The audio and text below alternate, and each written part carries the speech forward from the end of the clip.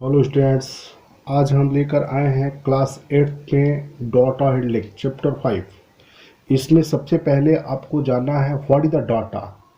Data आपको पिछले बहुत चीज़ों से जानते हैं कि डाटा होता क्या है, लेकिन डाटा थोड़ा सा ध्यान देंगे तो आसानी से समझ में आ जाएंगे। इसको नॉर्मल भाषा में या लैंग्वेज में आपको मैं समझाने का प्रयास करूँगा कि what is the data. Data is the collection of any information. Data क्या है? Data is a collection of any information. मतलब कोई इस तरह का इंफॉर्मेशन हो, इंफॉर्मेशन कोई इस तरह का हो, उसको कलेक्ट कर लेना क्या हो जाएगा? डाटा हो जाएगा। जैसे मान लीजिए आप बोर्ड एग्ज़ाम में जो भी आप लाते हैं किसी सब्जेक्ट में, किसी पार्टिकुलर सब्जेक्ट में, मान लीजिए आपने 100 मार्क्स में आपने फाइंड किया है 30, 45, 90, 96, 38, ऐसे करके जो आपने गेन किया, यह आपका क्या है? एक तरह का बोर्ड का एक पार्टिकुलर सब्जेक्ट, सॉरी, आपका एक स्टूडेंट्स का ये मार्क्स अपटेंड है। तो यह क्या है? एक तरह का डाटा है। समझ में गया? डाटा किसी तरह का इंफॉर्मेशन हो, उस इंफॉर्मेशन का आपको क्या होना चाहिए? कलेक्शन होना चाहिए। उसी को हम बोलते हैं डाटा। डाटा क्लियर हो गया? डाटा को रिप्रेजेंट करने के लिए आप पिछले क्लासों में पढ़ते आए होंगे पिक्टोग्राफ। पिक्टोग्राफ, इसको पिक्टोग्राफ से हम रिप्रेजेंट कर सकते हैं, दिखा सकते हैं पिक्चर बना करके, अलग अलग तरह के पिक्चर बना करके। जैसे मान लीजिए अगर कोई मार्बल्स है तो प्रत्येक स्टूडेंट अलग अलग स्टूडेंट्स हैं। जैसे ए है, बी है और सी है। ये तीनों स्टूडेंट्स हैं और इसके पास जो है 30 है मार्बल्स, इसके पास 20 है, इसके 25 हैं। तो इसको सिंबल हम लेकर के अलग अलग रिप्रेजेंट करेंगे। जैसे एक सिंबल का मतलब एक मार्बल्स यहाँ पे हमने बनाया छोटा सा, और इस मार्बल्स को हम लिख दिए कि एक मार्बल जो मिला वह कितने का है? 10 का है। ठीक है, ओके। और ये अगर हमको हाफ दिखाना है तो इसी को हम इस तरीके से हाफ दिखा लेंगे। तो ये आपका किसका हो गया? 5 का हो गया। ठीक है। अब इसको अगर हम पिक्टोग्राफ से रिप्रेजेंट करना चाहते हैं तो यहाँ पे हम अलग अलग स्टूडेंट्स के लिए पिक्टोग्राफ से रिप्रेजेंट करके शो कर सकते हैं। जैसे ए यहाँ पे स्टूडेंट हो गया, ये बी स्टूडेंट हो गया, ये सी स्टूडेंट हो गया। ठीक है। और इसको पिक्टोग्राफ से हमको रिप्रेजेंट करना है तो इसके लिए जो ए स्टूडेंट है कितने हैं? 30 है। तो 30 के लिए हम अलग अलग 30 हो गए इसका। इसके 20 है तो ये हो गए। अगर इसका 25 है तो ये और इसका क्या हो जाएगा? ये हाफ हो जाएगा ये। तो इस तरीके से पिक्टोग्राफ में आपको बताए गए थे कि कैसे हम पिक्टोग्राफ में इसको रिप्रेजेंट करते हैं, बताते हैं। तो पिक्टोग्राफ तो समझ में आ गए होंगे। अब आते हैं हम बार ग्राफ। बार ग्राफ को हमको जानने हैं कि बार ग्राफ कैसे होती है। बार ग्राफ, देखिए बार ग्राफ जो होती है किसी एक पार्टिकुलर स्टूडेंट्स या पार्टिकुलर पर्सन के लिए बनता है ये बार ग्राफ। ठीक है। जैसे अभी आपको ये एग्जांपल बताया बार ग्राफ में, तो यह एग्जांपल किसके लिए हो सकता है? बार ग्राफ के लिए हो सकता है। बार ग्राफ में कैसे बनाते हैं?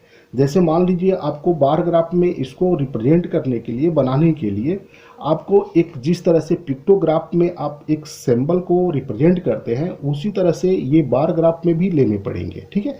तो ये जब बार ग्राफ पेपर आता है, अगर आप स्केल से बनाना चाहते हैं तो इस तरीके से स्केल से करके स्केल से आप खींच सकते हैं इसको।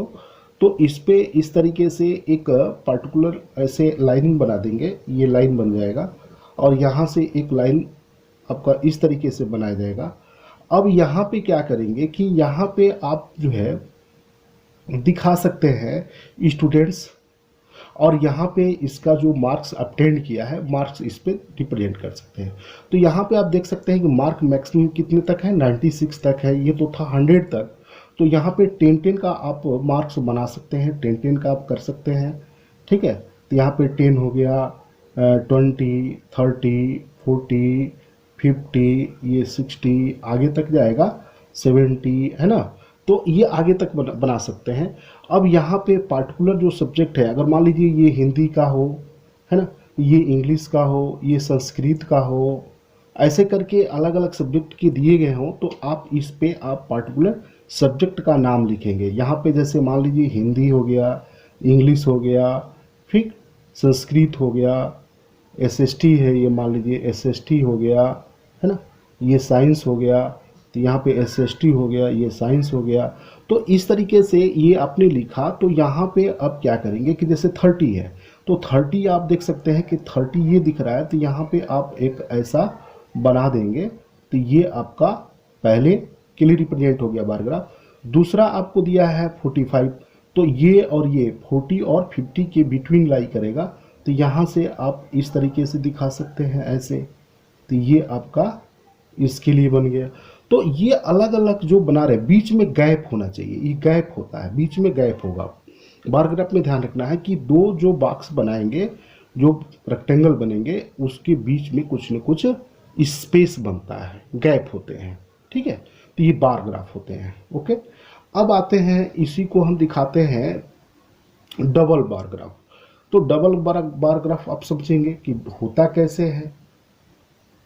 डबल बार ग्राफ इसमें करते क्या है कि डबल बार ग्राफ में एक ही पार्टिकुलर स्टूडेंट का उसको कंपेयर किया जाता है, ठीक है।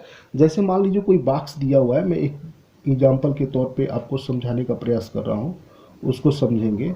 जैसे मान लीजिए कोई ए स्टूडेंट्स है, ठीक है, और उसके 2 बार एग्ज़ाम हुए हैं और 2 अलग अलग एग्ज़ामों में अलग अलग मार्क्स हैं, ठीक है।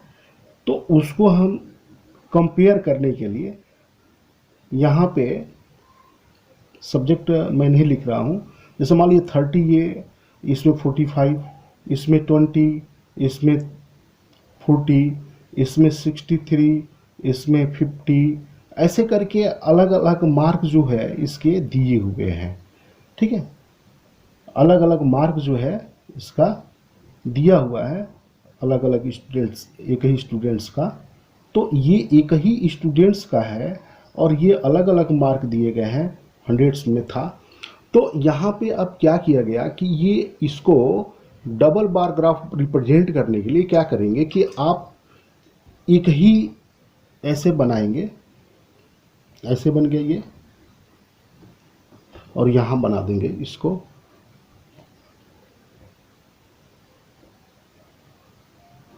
ठीक है। अब यहाँ पे जैसे मान लीजिए इसको दिखाना है पहले सब्जेक्ट को, तो यहाँ पे आप क्या करेंगे कि यहाँ सब्जेक्ट लिखाएंगे, सब्जेक्ट शो करेंगे, और यहाँ पे आप क्या दिखाएंगे, जो मार्क्स अटेंड किया है पार्टिकुलर सब्जेक्टों का अलग अलग, उसको इस पे शो करेंगे, ठीक है। तो यहाँ पे मान लीजिए सभी को हम 10-10 का करते हैं, 10 का या 20 का कर लेते हैं ऐसे, ठीक है। ये 20 हो गया, ये कितना हो जाएगा 40, ये 60, ये 70, सॉरी 80, और ये 100, ये 100 मार्क्स के हो गए। अब इसमें जैसे ये पहले सब्जेक्ट 30 और 45, तो यहाँ पे 30 यहाँ पे हो सकता है इसके बीच में होगा, क्योंकि 10 का गैप है, तो यहाँ पे इसके बीच में होगा। तो यहाँ पे हम इसको दिखा दें, ठीक है, इसको ऐसे दिखा दे रहे हैं। फिर ये कितना हो गया 45, तो 45 कहाँ हो सकता है, तो इसके बीच में कहीं ना कहीं यहाँ पे होगा, ठीक है, इसके बीच में होगा। तो यहाँ पे हम ऐसे दिखा देंगे, देख रहे हैं ना, ये दोनों कंपेयर किए जा रहे हैं अलग अलग। फिर इसके बाद से ये जो 20-40 है, तो 20 ये हो गया, अलग बनाएंगे इसको, 20 अलग बन जाएगा। और फिर इसका ये, क्योंकि एक अलग सब्जेक्ट का है, जैसे मान लीजिए हिंदी ही है, तो यहाँ पे ये हिंदी के लिए हो गया, ये हिंदी के लिए हो गया, ये इंग्लिश के लिए अलग बना दे रहा हूँ, ठीक है। तो यहाँ पे ये 20 हो गया, यहाँ से ऐसे 20 हो जाएगा, सॉरी ये गलत हो गया है 20, और ये 40 यहाँ से इसके एबव में जाएगा, यहाँ से ये 40 हो गया ये। तो देख रहे हैं ना कि ये दोनों में कंपेयर किया जा रहा है कि ये कौन बेटर कर रहा है किस सब्जेक्ट में, मतलब ये अलग अलग एग्ज़ाम हैं, ठीक ना। जैसे ये एक अलग एग्ज़ाम है, ऐसे 1 है और ये ऐसे 2 है। तो इन दोनों में आपको अलग अलग एग्ज़ामों में अलग अलग जो अटेंड किया है, इसमें आसानी से हम कंपेयर कर सकते हैं ये दोनों स्टूडेंट्सों का, ठीक है। चलिए आगे देखते हैं।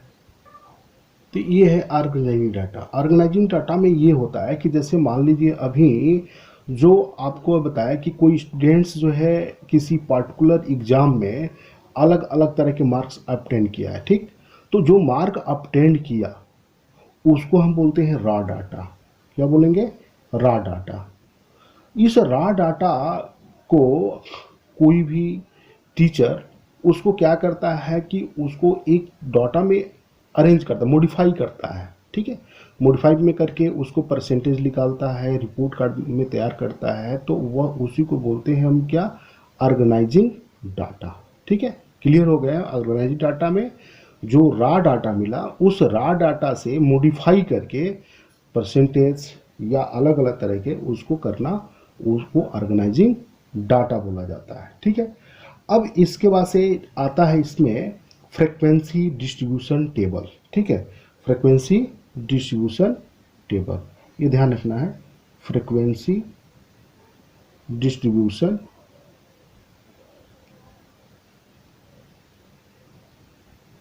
टेबल, इसमें क्या करते हैं कि जो अलग अलग तरह के डाटा हैं उस डाटे में जो कलेक्शन है, जो इंफॉर्मेशन है मैक्सिमम है, ज़्यादा है, तो ज़्यादा होगा और बार बार एक ही डिजिट का रिपीट किया हुआ है। जैसे मान लीजिए आपको एक एग्जांपल के तौर पे बता रहा हूँ कि अगर आप कोई डाइस थ्रो किया जा रहा है, डाइस थ्रो किया जा रहा है और उस डाइस पे 6 3 5 2 6 3 2 5 1 3 2 5 6 2 3 5 6 3 1 4 3 2 5 4, देख रहे हैं ना। ये एक डाटा बना हुआ है। इस डाटे में आप देख सकते हैं कि बहुत सारे ऐसे नंबर हैं जो रिपीट हो रहे हैं, बार बार आ रहे हैं, तो उसको हम बोलेंगे फ्रीक्वेंसी, ठीक है। उसको क्या बोलेंगे? फ्रीक्वेंसी। और इस डाटा बनाने के लिए जैसे इस पे नंबर लिख देंगे, है ना, नंबर लिख देंगे, और इस पे आपको इस पे क्या करेंगे कि नंबर आप लिखेंगे, जैसे 1 लिख दिए, 1 2 3 4 5 6 आपने लिख दिया। अब सकते हैं कि 1 कितने टाइम्स है इसमें देख सकते हैं, तो 1 यहाँ पे हम देख रहे हैं कि 1 टाइम्स इधर हो गया और 1 टाइम्स यहाँ पे 2 टाइम्स हो रहा है, तो यहाँ पे टैली मार्क लिखते हैं, टैली मार्क लिखेंगे। तो टैली मार्क में यहाँ पे क्या लिखेंगे? 1 लिखेंगे, है ना, और यहाँ भी 1 लिख देंगे। यहाँ पे 2 देखते हैं तो 2 इसमें काउंट कर लो, 1 2 3 4, इधर आप 5, तो 5 हो रहे हैं, तो इसको 5 के लिए हमको ऐसे मार्क करके यहाँ से ऐसे कर देते हैं, ये 5 हो जाते हैं। तो फिर इसी तरह से यहाँ पे 3 है, तो 3 यहाँ पे काउंट करेंगे, 1 2 3, ये 4, ये 5, ये 6 टाइम्स हो रहा है, तो ये टैली मार्क ऐसे बनाए जाते हैं, ये 6 हो गए, ठीक है। अब फिर यहाँ पे हम क्या करेंगे कि इसको ये देखेंगे कि 4 कितने टाइम्स? 2 टाइम्स है, तो यहाँ पे बस 2 कर देंगे, यहाँ पे 2 लिख देंगे। 5 है तो 5 देखो कितने हैं, तो 1 हो गया, 2 हो गया, 3 हो गया, 4 हो गया, तो 5 हो गया, ठीक है। तो 5 हो गया, तो यहाँ पे हम 5 ऐसे लिख देते हैं, यहाँ पे 5 ऐसे कर देंगे। तो ये जो बन रहे हैं यह क्या है? फ्रीक्वेंसी टेबल है। 6 है तो 6 काउंट कर लो, 1 हो गया, 2 हो गया, फिर 3 4, है ना, तो 4 हो गया। तो इस तरीके से ये 4 हो जाएंगे। तो इस तरीके से ये क्या हो गया? तो 6 कितने हो गए? 1 2 4, तो 4 यहाँ लिख, और ओके। चलिए, तो इसके ग्रुप डाटा है, इसमें क्या ग्रुप डाटा है, ठीक है। तो ग्रुप आते हैं, ये मैं आपको समझा रहा हूँ। तो सबसे पहले ये ग्रुप डाटा को ध्यान से समझने हैं। तो इसमें जैसे ये जो अभी मार्क्स लिखे हुए हैं, इसको एक छोटा फॉर्म में बनाने के लिए, ग्रुप में बनाने के लिए, जैसे 0 2 3 कर दिए, चाहे 2 कर दिए, 0 to 2, 2 to 4, 4 to 6 ऐसे बना दिए। तो ये जो बनाया गया है इसको हम बोलते हैं क्लास इंटरवल। क्या बोलते हैं? क्लास इंटरवल, और इसको शॉर्ट में सी आई रिप्रेजेंट करते हैं, सी आई लिखते हैं, ठीक है। तो अब ये जो मिला इसको हम बोलते हैं, जो जीरो है उसको हम बोलेंगे क्या, लोअर लिमिट, और इसको बोलते हैं अपर लिमिट। इसको लोअर लिमिट कहते हैं, इसको अपर लिमिट कहते हैं, ठीक है। ये तो क्लियर समझ में आ गए होंगे। अब क्या करते हैं कि जो 0 और 2 है इसके बीच में जितने भी नंबर होंगे इसमें काउंट किया जाएगा, लेकिन ये ध्यान रखना है कि अपर लिमिट को काउंट नहीं करना है, अपर लिमिट को इसमें काउंट नहीं करेंगे, मतलब 0 लेंगे और 2 से लेस लेंगे, छोटा लेंगे, ठीक है। तो 0 से ग्रेटर और 2 से लेस इसमें काउंट किए जाएंगे। तो इसमें आप देख सकते हैं, तो ये आपका 1 हो गया और एक 1 हो गया, 2 टाइम्स आ रहे हैं, तो यहाँ पे आप क्या लिख देंगे, 2 कर देंगे, ठीक। 2 एंड 4 मतलब 4 को आप नहीं काउंट करेंगे, 2 और 3 को काउंट करेंगे। तो ये आपको मिल गया 1 2 3 4 5 6 7 8 9 10 11, तो ये 11 आ गया इसमें, ठीक है।